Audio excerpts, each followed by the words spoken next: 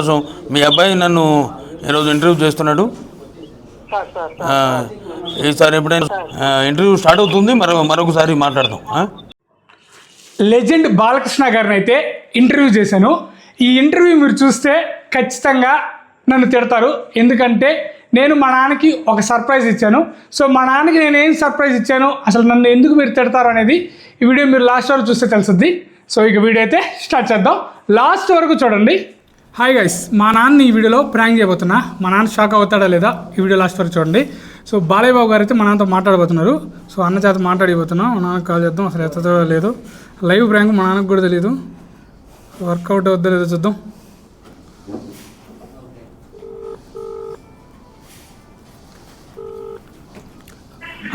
నాన్న, బాలకృష్ణ గారిని ఇంటర్వ్యూ చేస్తున్నా నాన్న, హీరోని. అఖండ 2 ఉన్నారు కదా, ఇద్దో నీతో మాట్లాడతారంట, ఒకసారి మాట్లాడినా నిజంగా. ఇద్దో. హలో హలో నమస్కారం అండి. నిజమేనా? అఖండ సినిమా ప్రమోషన్కి వచ్చారు. ఏమండి, బాగున్నారా? బాగున్నా సార్. ఎక్కడ ఉన్నారు? ఊర్లో ఉన్నారా? సార్ ఊర్లో ఉన్నాం. ఏం చేస్తుంటారు మీరు? మేము వ్యవసాయం సార్, వ్యవసాయం చేస్తున్నాం. అవునా? ఎలా పడుతున్నాయి పంటలు? పంటలు అదే సార్, నా 35 బస్తాలు 40 బస్తాలు అలా పడతాయి సార్ ఎకరాకి వచ్చి. బాగుందా? అంత బాగుందా? మీ పరిస్థితి అంత బాగానే ఉందా? బాగుంది సార్, బాగుంది సార్. మీరు సంతోషం. మీ అబ్బాయి నన్ను ఈరోజు ఇంటర్వ్యూ చేస్తున్నాడు. ఈసారి ఎప్పుడైనా మీరు హైదరాబాద్ వచ్చినప్పుడు ఒకసారి కలుద్దాం. అందరూ బాగుండాలి, మీరందరూ మీ కార్యక్రమాలన్నీ బాగా జరగాలి. మీ వ్యవసాయం, రైతు దేశానికి వెన్నెముక. అలా మీరు దేశాన్ని నడిపిస్తున్న వారిలో మీరు ప్రముఖ పాత్ర పోషిస్తున్న వారు రైతులు. మీరు కూడా ఆనందంగా సుభిక్షంగా ఉండాలి, రాష్ట్రం మొత్తం సుభిక్షంగా ఉండాలి, అందరూ బాగుండాలి అని మనం అందరం కూడా కోరుకుందాం. సంతోషం. నాన్నగారు మీలాంటి అభిమానుల వల్లనే నాన్నగారు మరి అంత సాధించారు.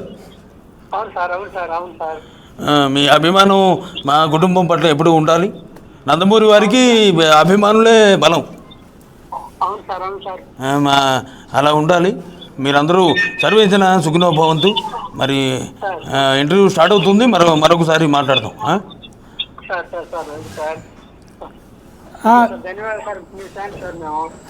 తప్పకుండా అండి. సరే నాన్న, సార్తో ఇంటర్వ్యూ స్టార్ట్ అవుతుంది. వీడియో నా ఛానల్లో వస్తుందిలే నాన్న. సరే నాన్న, ఉంటాను నాన్న. అయితే జాగ్రత్త, నేను సాయంత్రం ఫోన్ చేస్తాను. వీడియోల రీచ్ కోసం నేను మా నాన్న మీదే ప్రాంక్ చేశా. మా నాన్నకు కూడా తెలియదు, మా నాన్న ఎమోషనల్ అయిపోయాడు, కొంచెం హ్యాపీ అయి ఉంటాడు. బట్ ఇది ప్రాంక్ అని తెలిస్తే మా నాన్న ఎలా ఫీల్ అవుతాడో నాకే బాధగా ఉంది.